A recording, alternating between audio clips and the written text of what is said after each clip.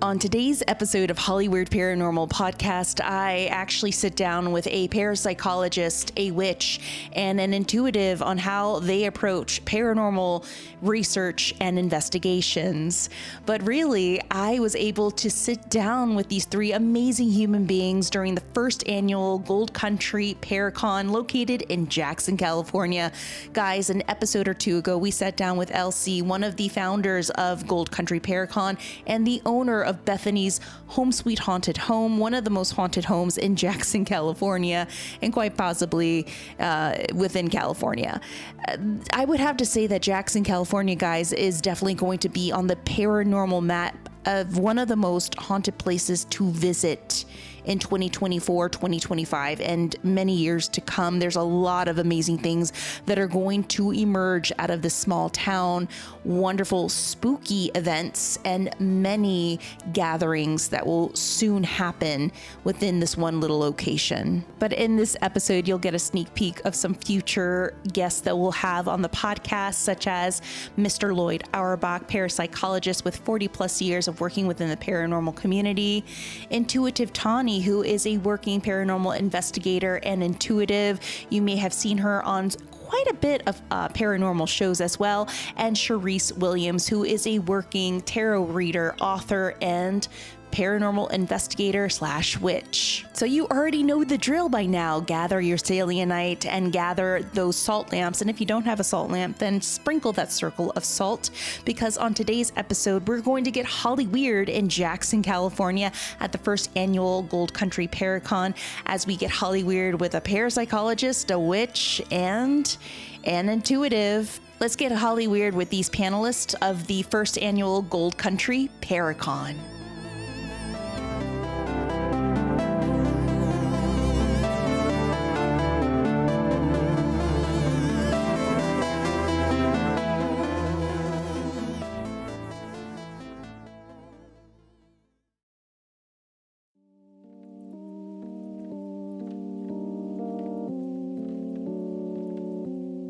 Hey friends, so as you heard in the intro, we're going to sit down and hear a couple of interviews that I was able to squeeze in between breaks and panels at the first annual Gold Country Paracon. I couldn't pass up the opportunity to sit down with these amazing peeps. All three of them are people that I've either have just met, I've been conversing with online, or I have learned a lot about the paranormal from. And speaking of one of those individuals, the first one that we're going to listen to is from my mentor. Actually, he was one of my teachers from the Ryan Institute. I took a class several years ago during the stay-at-home order during the pandemic, and it was Paranormal Investigation 101 with Mr. Lloyd Auerbach. Mr. Lloyd Auerbach is probably one of the very few people, like a handful of people that I could name, who has truly changed the trajectory of how I view and research and now approach my paranormal studies and investigations. And if you have never taken a class from the Ryan Institute, then what are you doing? I highly recommend that you do, if you want to have a better grasp and approach on how to approach investigations, how to study the paranormal and other genuine cyclical phenomenon. But the organization that they help oversee, which is a nonprofit organization called the Forever Family Foundation, is something that the paranormal community truly needs, because if you think about it, in the end of the day, it should be about helping people and studying genuine psychical phenomenon. And that's what they do. And you'll learn more about that when you listen to our interview.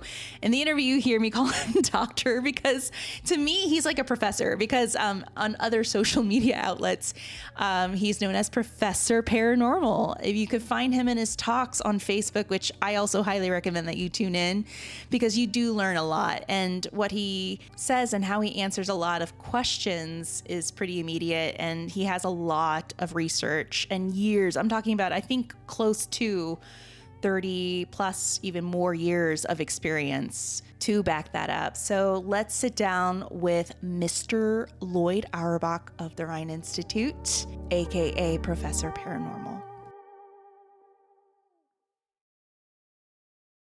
Guys, it's Saturday. I'm sitting in a small town called Jackson, California, and I'm sitting here with one of my mentors, Dr. Lloyd Auerbach. You've heard this name. We mentioned him many, many times. And when I say that he is the GOAT, he is the GOAT, the greatest of all time in our community. Guys, welcome Dr. Lloyd Auerbach. Hi. Hi there. Well, actually, I'm not a doctor. I am a professor, though. Okay, professor. Okay, that's good. That's good. Hi. We've been shooting the shit here and like having a really good talk, and I just had to pull out my recorder. I want you to go into detail, like what are the common questions that you're always asked when it comes to interviews like this about the paranormal by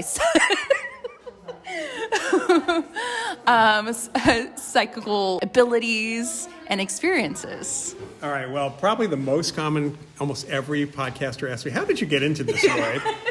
That never fails, which is why I put that as part of my book, my paranormal case book, so I didn't have to answer that, but I still have to answer that. I'm often asked, like, how does parapsychology deal? Think of ghosts and hauntings and things like that. Right. So, talking a little bit about the differences that we see and how the language can change. So, for example, we use the word apparition for a consciousness that survives the death of the body and interacts with people, right? Right. And that interaction is really the most important thing for us, whereas on the ghost hunting shows, they always talk about intelligent hauntings. I'm sorry, most people, there are not everybody is intelligent. So it's really a bad word because you're assuming knowledge. Yeah. And not everybody might have the knowledge you want to get from a ghost. Mm-hmm. But everybody's conscious. The consciousness piece is what really makes an apparition for us, makes a ghost for us. As opposed to a haunting, which is, of course, that's what we call it. We don't use the word residual. I'm okay with that. I mean, it really is an imprint in the environment. It's information in the environment that living people pick up. We're being psychic when we experience a haunting, yes. Even though I think most people would prefer not to believe that. Mm-hmm. They believe it's something in the environment, which it is, that's intently doing something to them or giving them information. It's really about us picking up information, like reading a book. Right. That's really what's happening. And the whole poltergeist thing, it's, even though the word literally translates to noisy ghost, mm-hmm. and it's used slightly differently in the US and the UK, but we look at that model. We've seen this model evolve over the years from the early 20th century, and it's pretty clear when we have physical activity with no apparitional anything happening, then we point to the human being. Mm-hmm. It's a person whose unconscious psychokinetic abilities, we all have a little bit of that. Our unconscious can do it without any barriers. Yes. And we're blowing off steam for about 70% of the cases. For the other 30%, it's connected to brain activity, neurology, epilepsy, things like that. So it can be either one of those. And how we know that that's what's going on is because we can make it stop if the person's willing to work towards that. I remember in your lecture you mentioned there are many cases, poltergeist cases, where there's not a single full body apparition. It's just most of them not. There's no ghosts.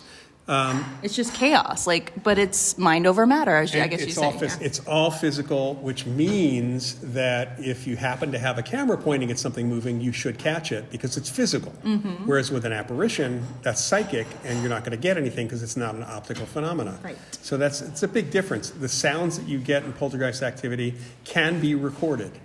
You hear a ghost, it's probably not going to be recorded. I'm not talking about EVP here at all.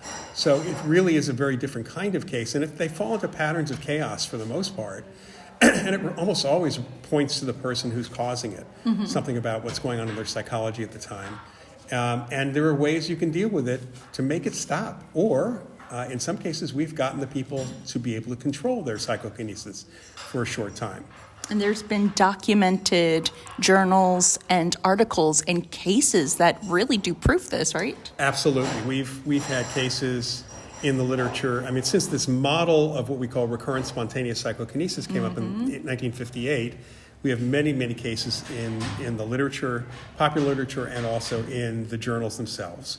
And then the actual idea of the model comes from a guy named Nandor Fodor, who was a brilliant, he was a psychoanalyst, used to be a lawyer, then he went back to school to become a psychoanalyst. He was someone who investigated poltergeists and other types of cases. He had the idea, because of his other work as a psychoanalyst, he came up with the idea that this is all representative, like a dream, of the psychology of one person, and pointed to living people as being responsible. And that sent that whole model up, kind of evolved the model over time. Right. And that is a piece of work that you've recommended a lot of your students in the Rhine Institute to read, which I've read, and it does explain a lot. It's a long read, but it does clarify a lot. Another question, Lloyd, but it was a demon. What is your thoughts on demons? And I know I've seen this on your Facebook Lives where people are like, but what about demonic activity? It's got to be connected to it. What is your thoughts on that? Yeah, well, first of all, it depends on what you call a demon. And if you're going with the traditional religious route, science doesn't deal with that at all. And we really don't have any evidence for that any more than you can scientifically prove that God exists. So it's magic. Demons are magic, because technically, if you go by biblical mythology, they were created directly by God because they're fallen angels, right? Well, you can't prove any of that. You can't study any of that. And there's really no good evidence that it's demonic possession. People tend to use that label more often since the TV shows of the 2000s. Yes. And it's a popular term to use. So if something breaks, it must be a demon. So of course, poltergeist phenomenon must be demonic. It always is confused. Breaking stuff and all that. Somebody who feels a tap on their shoulder and freaks out, that must be demonic also. Right. Spirits start. You get an EVP of a growl. Well, that A could be a stomach growl, and B, it also could be a dead dog. Sometimes there could be dog ghosts. So you have to include that. But why would a growl be necessarily demonic? Yeah. Especially when I see or hear about ghost hunters who go in and start provoking things, start yelling at the supposed ghosts. At which point, and I've had folks contact me and say, we need some advice on how to deal with this. There's a demon in this case we're investigating. So, well, tell me how you what you did. And they start telling me about how they're yelling at the ghost to do something for, I said, you're lucky I wasn't the ghost. I would have slapped you upside the head. You want to know who was acting demonic? You were acting demonic. Yeah, that's right. Yeah. And people, because of pop culture, the horror films, literature, the TV shows, certainly, people have any experience and now they think it's demonic or potentially demonic, or couldn't it get worse? Ever since I started in the field, we had a case, we saw this ghost, there's figure in the house, we're concerned it's going to get worse. It's like, call me when he comes back. Because you might have had a one-time experience, or it could have been a haunting because it wasn't interactive. That doesn't mean there's any even consciousness behind it. We have to figure that out. And it can only be short-lived sometimes. And so you can't expect that it's going to get worse with things. Question number 3. I saw the apparition of my dead dog 2 days ago, and I believe I have psychic abilities. Everybody has psychic abilities. You had an experience because you were connected to that dog.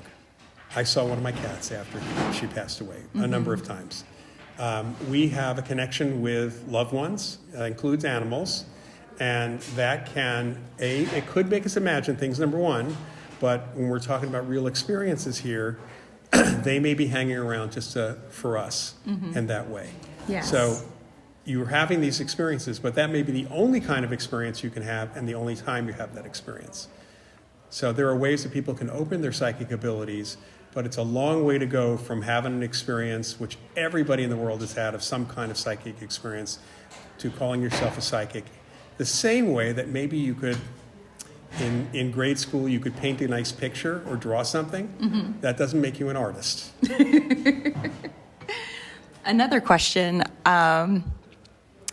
A psychic reached out to me, and I was charged $350.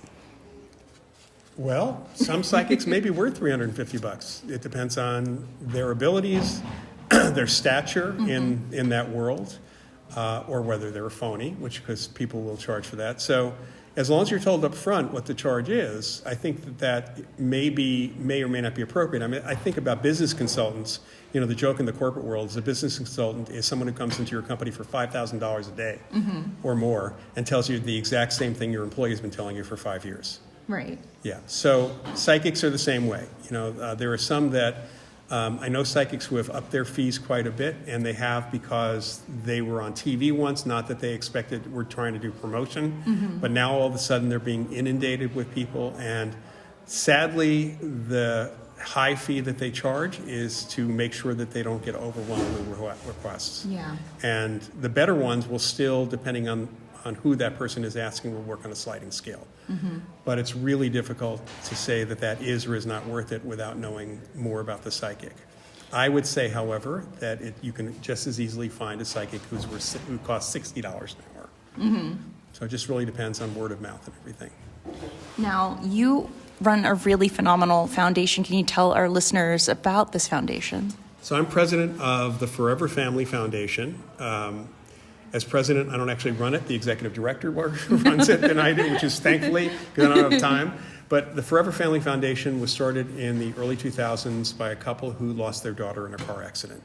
And by sheer universal chance or whatever, one of their neighbors was having a reading apparently with a medium who somehow connected with their daughter and asked for a message to be passed along to them. They did a lot of investigation and work. They actually determined that Bob Ginsberg was a total skeptic, but he was convinced after working with Janet Mayer, the medium, a number of times, and they realized that their grief was incredibly affected, and they were helped a lot by working with this medium.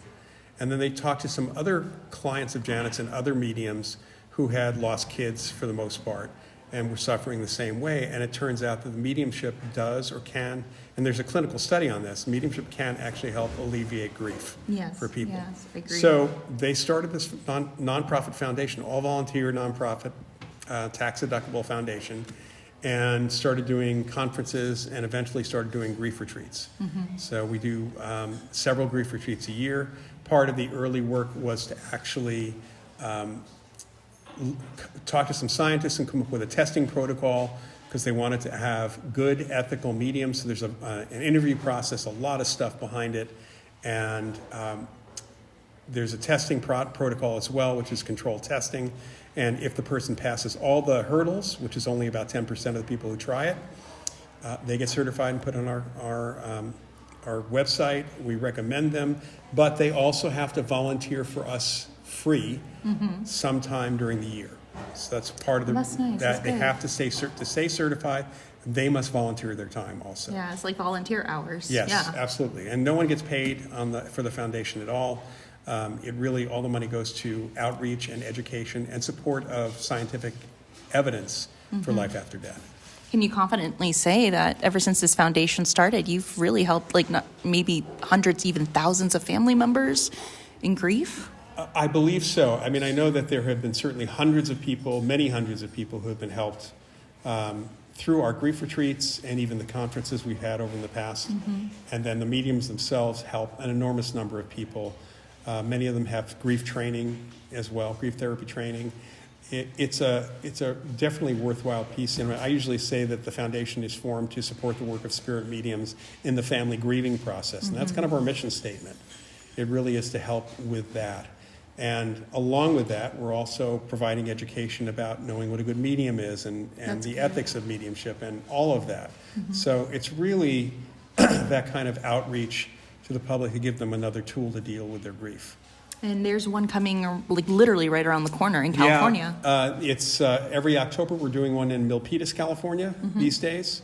It's full up. I mean, these things fill up pretty quickly. In fact, I think we just announced another one for either winter or spring on the website. And we limit to 50, 52 people, partly because we need more mediums to come, and it starts getting out of hand if we go bigger than that. And there's a lot of things that we do.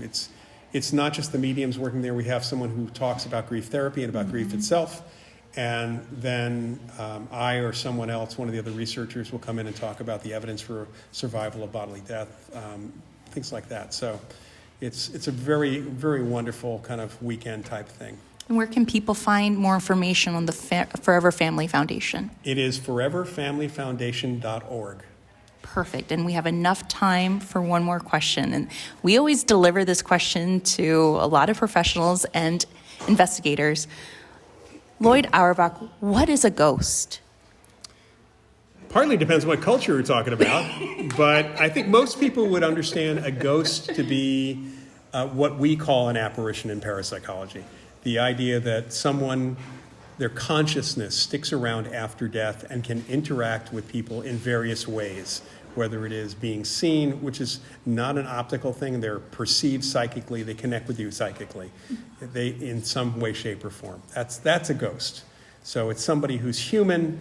Ghosts are people too, but they're dead. Thank you so much for these 5 questions. Guys, we're going to have Lloyd back on the show. Don't worry.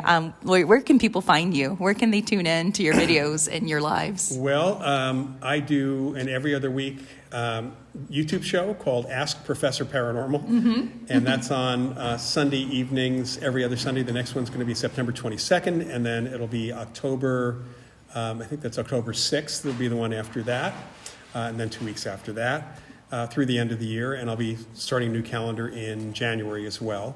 It is on youtube.com/@AskProfessorParanormal. Yes, guys, you have to tune into those videos. I work out to them. Like, I listen and absorb everything that he says, and he debunks too, in a way. Like, you correct. And you help educate and you help teach people. No, you want to lean more towards this way of thinking about things. Like, look at it this way instead of being like hyper focused in this direction, which I really do appreciate. Thank you. Thank you. Yeah, it's a fun thing. You know, I get some oddball questions.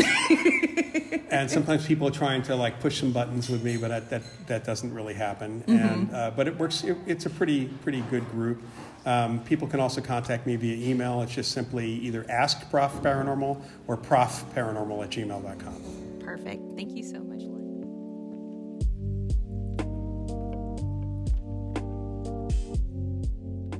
Another huge thank you to Lloyd once again for sitting down with me for a good 10, 15 minutes in between breaks. We were kind of joking around before this interview as to why I was really giggly, and he was sharing some pretty funny stories before this interview. That's why I was like, we need to sit down and talk about anything at this point. And then I grabbed my recorder and we were good to go, of course. I highly recommend that you follow him. Definitely take one of his classes at the Rhine Institute. You could Google Rhine Institute and see their class schedules and book a class. All right, up next is our new friend of the podcast and my new friend, period, Tawny Lewis, otherwise known on social media as Intuitive Tawny. She is a paranormal researcher and intuitive. You may have seen her on an episode on Tubi called Scariest Places, Paranormal Revenge on Crave Canada, and her new upcoming series, My Haunted Hometown, which will start airing on Haunt TV. And I can't wait to see it because it already sounds like a really, really good show. But Tawny and myself have been going back and forth online for quite some time. We follow each other. And by the way, if you're not following her, then what are you doing? You could follow her on Instagram and TikTok. And I also believe on Facebook at Intuitive Tawny. But we had the opportunity to investigate 2 locations together. First off, the courthouse in Jackson, which was pretty interesting. We made communication with an entity or spirit by the name of William. And we also had the opportunity to do a paranormal investigation at Bethany's Home Sweet Haunted Home. If you remember the episode, I think it was an episode or 2 ago with our new friend, Elsie, of Bethany's Home Sweet Haunted Home. She owns this house and she has all the deeds and everything, all of the information and receipts, the history. She is the historian of this location. And myself and Tawny had the opportunity to go in and investigate, and it was a very, very interesting night. Now, what I'm going to do is put together a solid episode of our investigation because it got pretty good. But what I'm going to introduce to you is the post investigation, what Tawny had picked up. And it gets really good because we left our devices on, such as the dead bell and a flux meter, and it was going off and confirming everything that Tawny picked up. But just to give you guys a little background on Bethany's Home Sweet Haunted Home, this is Elsie's home that she purchased years ago in Jackson. This home actually has deeds that dates back to the 1870s, but the house the house's age on record dates back to 1906. And according to the website of Bethany's Home Sweet Haunted Home, during this time, Elsie believes that the house was a female boarding house or brothel, likely in the late 1870s to 1890s, but most of its life was as a boarding house. So there's a lot of rotation, revolving doors, people coming in and out. It was also a speakeasy, a gambling den, and a family home all mixed together. This means in the last 150 plus years, there have been so many different energies in and out of the house. While Elsie knows of some of the deaths and even murders that occurred with the residents, there's still likely a lot of deaths that she has yet to uncover, since the only way she's able to search for them is based on the address and the owner's names, which are not always listed, and not all deaths made their way to the newspapers. But this place has definitely seen its share of many people, and it definitely has seen its share of many not so great moments. But after Elsie had purchased this house is when she started to experience some very unusual occurrences that she couldn't explain. And then that's when she knew she had to dig deeper to learn more about the house and its current ethereal occupants. So let's hear what Tawny had to say after we investigated, because after the investigation, Elsie came in, which you'll hear in this one clip, and wanted to know what, Tawny was able to pick up, and this is what she was able to pick up. So here is Tawny delivering her postmortem of her reading. Day or your ride or dies, dude. It was really good. Is it recording? Yeah. I'm a clairvoyant, and so for me it just plays out like a movie. And so when I first walked in, I felt a younger female, and she was like welcoming me in, and I was like, oh, she's really nice, this will be nice, whatever. And then she told me about Bethany. And then I felt a lady. She was older, more imposing, a little serious, but welcoming. Told me about Maggie. I went up to your room, and I felt like the softer energy, but also felt a kid. And I was like, there's a little boy around here. Not like in your room, but he was just around. And then a man. Do you know how old the kid was? I just did the session, and I asked him, and I saw, to me, he looked like he was like 3 or 4. And then the dead bill said he was about 8? 7. Then I said, wait, was he born with like a congenial defect because he looks younger? Was he born ill? And then I got a ding, yes.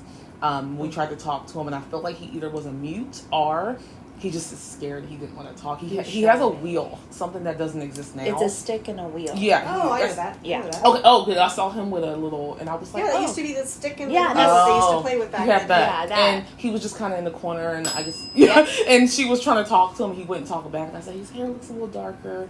His little cute, like little red lips.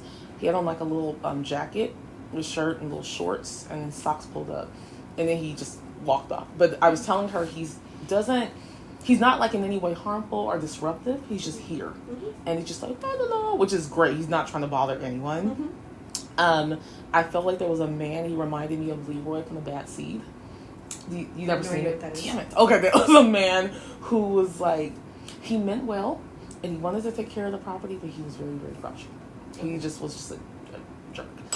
And I said, she remembered, I was like, Leroy. So anyway, your room had the softer energy. I felt like with Bethany, there was a connection to animals or a farm or milking or very like I'm careful with saying motherly because it didn't feel like motherly. It was just that she was just very like home. Bethany's sweet home, like very home based. Yeah.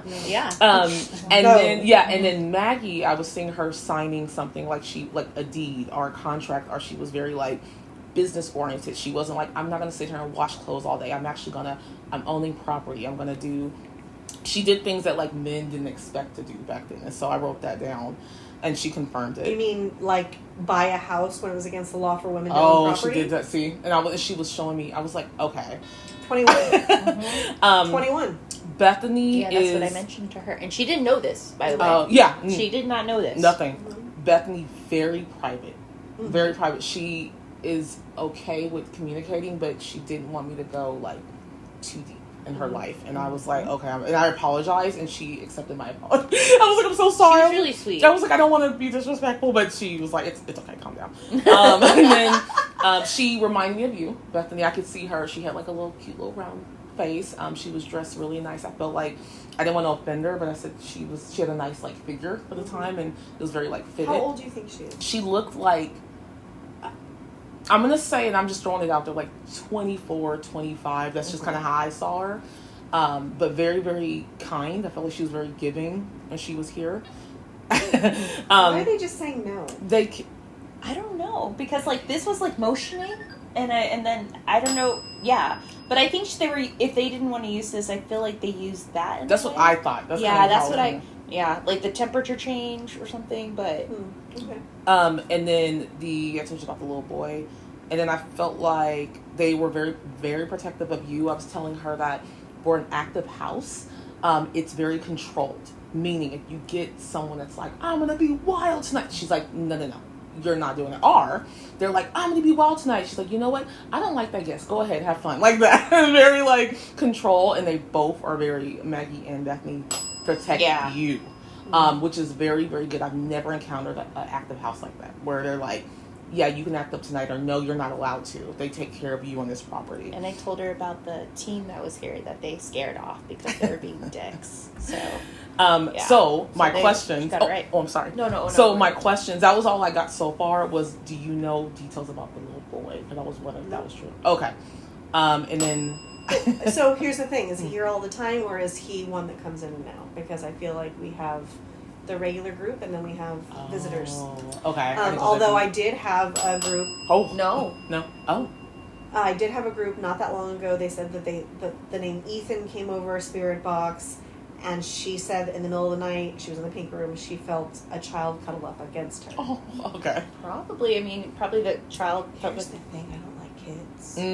He kind of stays. He was like, I don't like live kids. Me either. And dead kids really creepy. I agree. So Val has told me she's heard the kid on several occasions. He doesn't, and you said that he is not here to. He's not the the precocious. So, and when I bought the house, we kept having like a bouncing ball. That's what it was, and he plays like he just keeps to himself and he plays, but he's not one of those kid spirits like I'm gonna play a game. I'm gonna be precocious. He's not precocious. It felt very like she was trying to talk to him, and I could see him look at her and just like, I'm just gonna go away. Like he just went away. Yeah, because we were trying to be like. Well, so here's the thing: if there were kids in this house, why were there kids in the house? He doesn't. No. I'm like asking you guys this. Do you know the history of what this property was? Oh no. You know who Maggie was? Nope. Why would a woman in 1878 own a property? I don't know. It was a brothel. So, that's what I told. I think she owned a brothel. The children of the women who worked here had to go somewhere. Got it. And they would have been. I can't bother with you, right? That's why he was okay. Yeah. Like we don't want you seen here because this is not about you. And that's why he's like that. Yeah, he's very like he was like, oh, he just went away. Yeah. And that's why Maggie's so imposing. She's very like but she was very business. Yeah, very business, very imposing, and I was like, I'll respect you always, and I hope you get guests that respect you. And she's like, okay, cool, yeah, I got it. So here's the thing: I've never encountered her. Yeah. Oh, interesting. I can see she was the second one because Bethany was here, and she told me that was her room. But she was like, "Come on closet." In. Oh, she's like, "Come on in." I was like, "Oh," and then Maggie, when I was about to go down the stairs, I was like, and she's just like, but it was more like, "Oh, who are you?" Okay, welcome, like that, and just kind of walked away. And I was like, "Oh my god." I don't think she's the person who controls the energy. Is it Bethany? Oh. Have you traveled the whole house? Yes, I actually have traveled throughout the house, but that's what, I mean, we picked up. Just so far. It was just literally a Well, I definitely think that there's like some controlling aspect. So here's the thing. I've never come into contact with Bethany. Wow. With Maggie. Her husband is here. He avoids me like the plague. Oh. Her boyfriend follows me. But I felt compelled to buy this house. I can't explain it to you. Like, I absolutely had to buy this house. Yep. And I've always said if I was alive back then, I would have been a madam. I said that. Not the madam part, but I was like... But you mirror Maggie. Yes. 100%. Because you... So I have wondered if... No, that is true. No, she... And that's why her husband doesn't... That's why her husband's avoiding me, and that's why her boyfriend loves me. she's like kind of with you in the way, like we mentioned something. I asked Bethany. I should have asked Maggie. Yeah. I said, Bethany, is there a connection to you and Elsie in a past life, and nothing happened? Yeah. Maybe is it Maggie? Because one of them stepped away, remember? Yeah, one of them stepped away. Interesting. I feel like, and I never bring up past lives during. I've never thought of past lives before this. So, like, is there a past life connection? I feel like there was. If not, it's okay. No? Okay. Well, that's all that thing says, so I don't know. Oh, yeah, we don't know what's wrong. He has been doing that stuff. Okay, I felt like there was, but, And so I felt like that's why I haven't seen her, felt her, talked to her, because can I talk to myself? Sure. Yeah. So now that I'm here, is she here?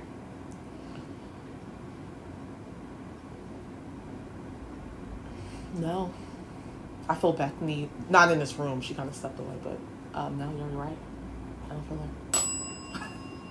Interesting. So that's just something, I don't know, I'm not an expert in any of this, I don't know shit about shit, but that has been something I've thought from the beginning, was like, I felt so compelled to buy this house. Yeah. And again, I have always said I would have been a madam.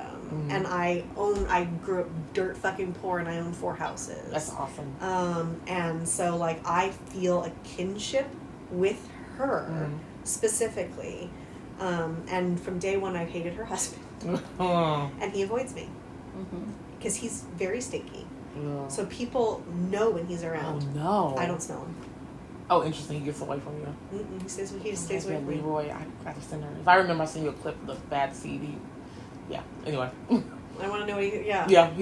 The energy is very similar, and I was like, who is this person? He was just a jerk, and he lived in the basement by the furnace, so he was very like dirty and like. No, he was a blacksmith. That's what I was like, Leroy. William was a blacksmith, wow. So he was dirty. He stinks. Dang. He smells like BO. That's how he felt. Yeah. But I'm glad he stays away from you. So you have that energy around. So like when Amy comes here, he'll follow her into the bathroom. He likes to go in the bathroom. He's a perv. Ew. Who married from Madam? But yeah, and so I definitely want more information on, because I have no historical records on her. Oh, okay. I don't know who she is. Okay. And that frustrates me. I'm glad I was taking notes. Okay. I don't know who her boyfriend is who follows me. Chronological. Like, I could tell you a million stories about the people in this house. But I don't know anything about them. No Spanish? You speak Spanish? And I spoke Spanish. Okay. And nothing. It never happened. Nothing happened. Cool. I said that's fine. Yeah. So how much time have you spent in the basement? We briefly were down there. We literally started up here, and we were gonna kind of work our way. Yeah, and we were waiting for everyone else to come, and it's then gonna be a while still. Oh, because we're the last.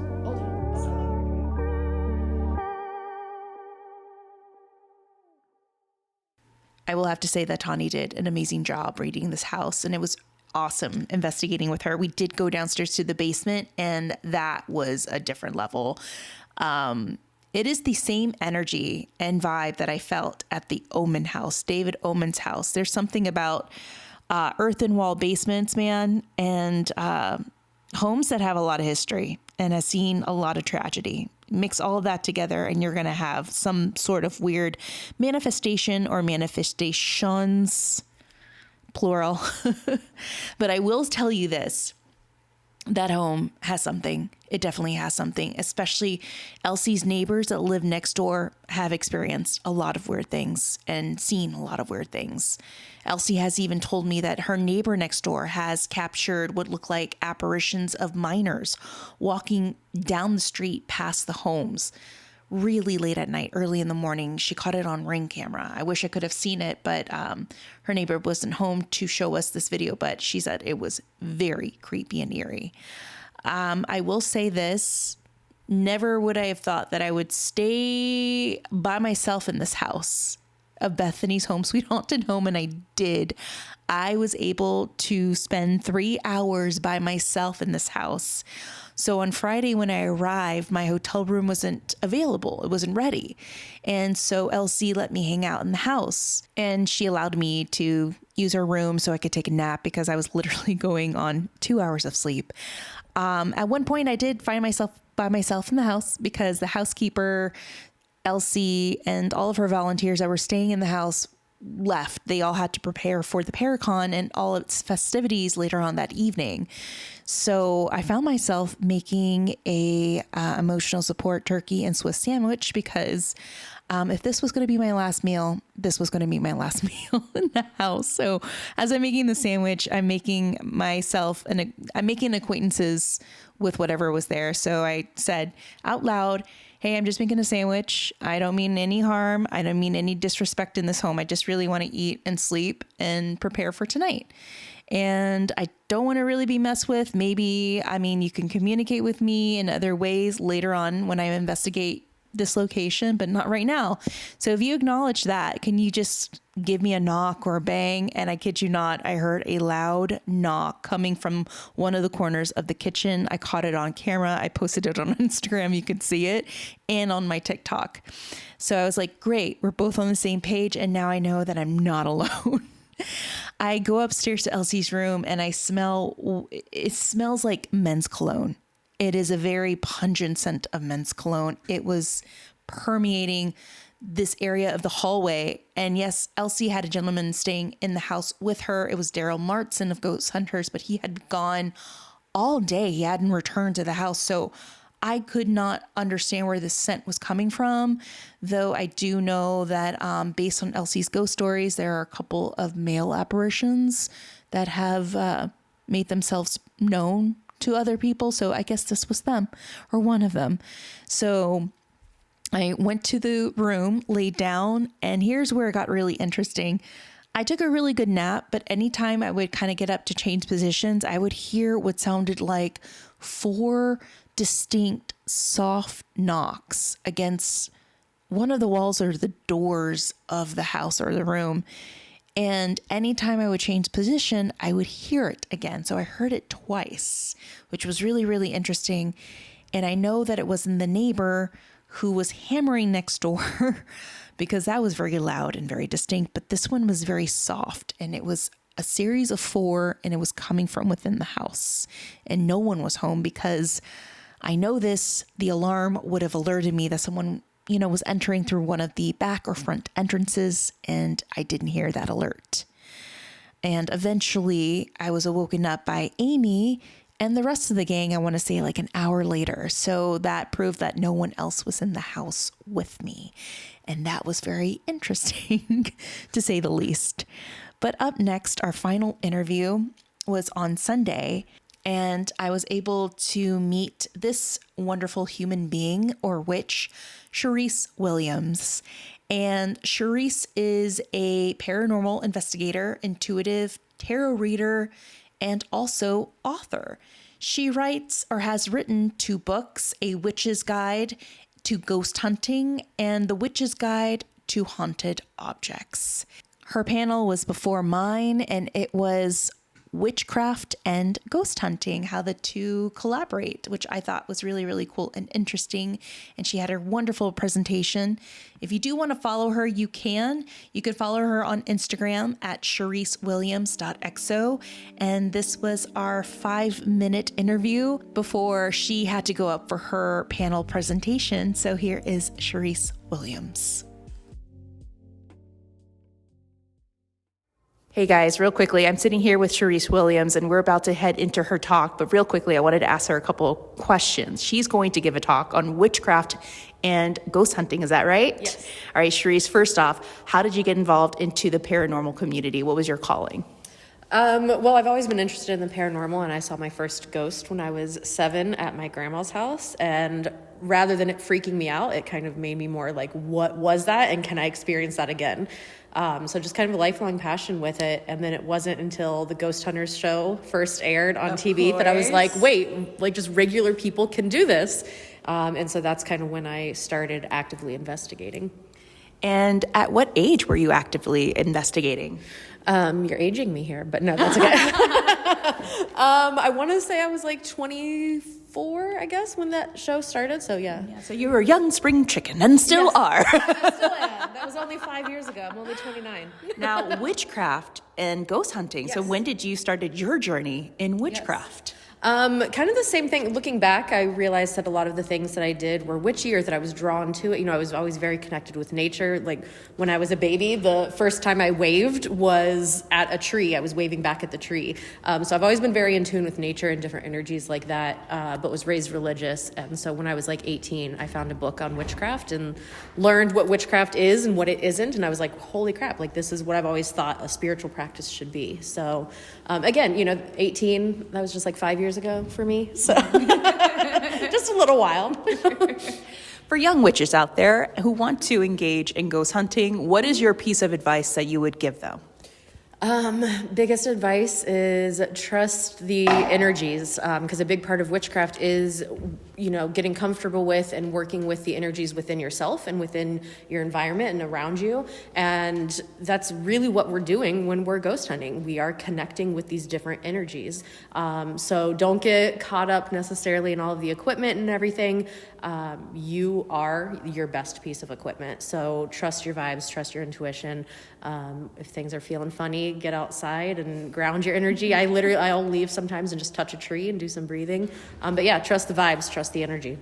And what are the 3 pieces of tools or equipment or anything that you bring to an investigation? Myself. Yes. And then tarot cards. Nice. I use tarot for everything, and they are the best tool for communication. And then I do like a spirit box. If I'm going to bring a piece of electric equipment, I bring a spirit box. That's good. You're adding a little bit of both. Yeah, nice little balance. What is your opinion on TikTok witches and social media witches? There's been a calling out a lot of frauds out there, and there's a lot of young witches who look up to them and they think this is the route. Yes. What are other places that they could go to be properly educated in the craft and the tools that they need to use? Yeah, unfortunately, I mean, in the spiritual and witchcraft communities, there are a lot of people who don't have others' best interest. It can be very egocentric.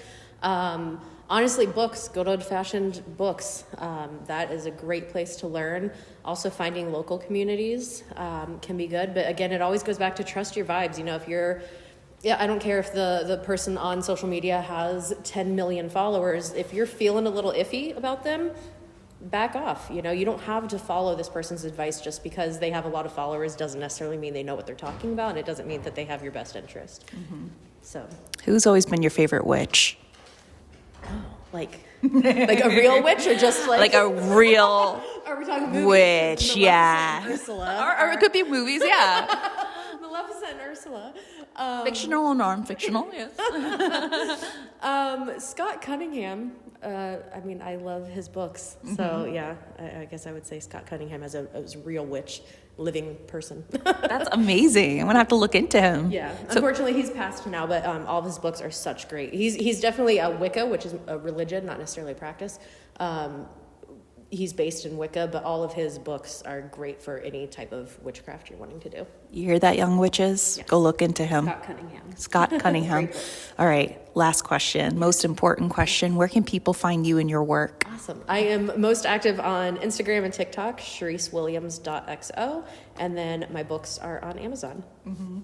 You casted a spell on me, certainly. Now I have a crush on you. Thank you, Charisse. We're getting ready for her talk right now, and it's going to be wonderful, and it's going to be the witchcraft and ghost hunting and stuff, so we're excited for that. Thank you. Thank you. A big, huge thank you to Amy and Elsie for inviting Hollyweird Paranormal to Gold Country Paracon. Guys, if you're not following them, then I highly recommend that you follow them. They're both amazing human beings, people in the paranormal you need to follow, and I know that we're going to be seeing a lot of them. Definitely. If you do want to book a stay at Bethany's Home Sweet Haunted Home, you can do so at bethanysHomesweetHauntedHome.com. Go take a look, go book a stay, go book a spooky getaway. It's a really, really nice and cozy house. It's an hour outside of Sacramento. You can follow Elsie at Bethany's Home Sweet Haunted Home on Instagram and Amy at Gothic Paranormal on Instagram as well. Another huge thank you to Intuitive Tawny or Tawny Lewis, Mr. Lloyd Auerbach, Professor Paranormal, and the witch herself, Charisse Williams. You could also follow Hollyweird Paranormal at Hollyweird Paranormal on Instagram and Facebook. We're under HWP Podcast on X. You can follow me in my personal journeys at Haunted LA Girl on TikTok. And you can also follow Bryce in his little journey on Instagram at The Smirking Assassin. You're not going to regret it. If you love Hollyweird Paranormal, then please give us a rating and review, a positive rating at that, and a good review on Apple Podcasts. You can also tune in and listen to past episodes and seasons, get to know us and the podcast a little more at hollyweirdparanormal.com. We also have a Patreon page, which is www.patreon.com/Hollyweird Paranormal. It's for as little as $1 or more per month. You can help support the podcast, keep this Hollyweird train moving, and you can be inducted into our secret podcast, Society of Saturday Night Ghost Club. We have a secret, separate podcast where we share all the ghost stories with you from people who are our friends or acquaintances or even strangers on the street, because everyone has a ghost story, and we collect them all and put them in this delicious little spooky secret podcast. You can also see video clips of myself and Bryce investigating the Queen Mary rope deck and doing the Estes session, other videos as well. And if you're in the mood for some drinks, some good music, history, and a good ghost hunt in Los Angeles, say October 11th, you can definitely participate in a nice panel and investigation at the Rainbow Bar and Grill with our friend Zachariah the Witch and Ansley of Spooky Foodie. They're having an event at the Rainbow Bar and Grill. Yes, this is a very historical place, and it's also very haunted, and it has a lot of ghost stories, so you get to hear everything and enjoy a nice meal and 2 glasses of delicious cocktails, along with a paranormal investigation to follow and presentation, of course. Now, tickets are sold out, but you can definitely be on the wait list. And if you're interested in being in that wait list, you can email Ansley at spookyfoodieofficial@gmail.com. That's spookyfoodieofficial@gmail.com. You never know, at the last minute, somebody might drop out. I know that we had 2 tickets available earlier, and people were able to go and purchase those tickets. So just be on the wait list to see if maybe you might get the opportunity, or maybe it's just the universe saying you need to be here on October 11th. It's going to be a really great event. Myself and Bryce will be there along with our other friends. It's going to be a great night and a very memorable one at that. We are also still collecting ghost stories for our upcoming Listener's Tales episode. We are dying, no pun intended, to read your personal ghost stories, so submit them. You can submit them via email, or you can even record a voice memo and send it our way. Either way works. We definitely want to scare the crap out of Bryce with your ghost stories. That's the whole purpose, right? All right, friends.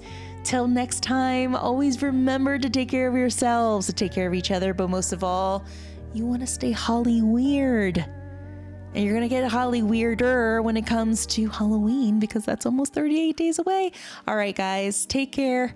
Stay weird, stay haunted, but most of all, stay Hollyweird, friends. Till next time.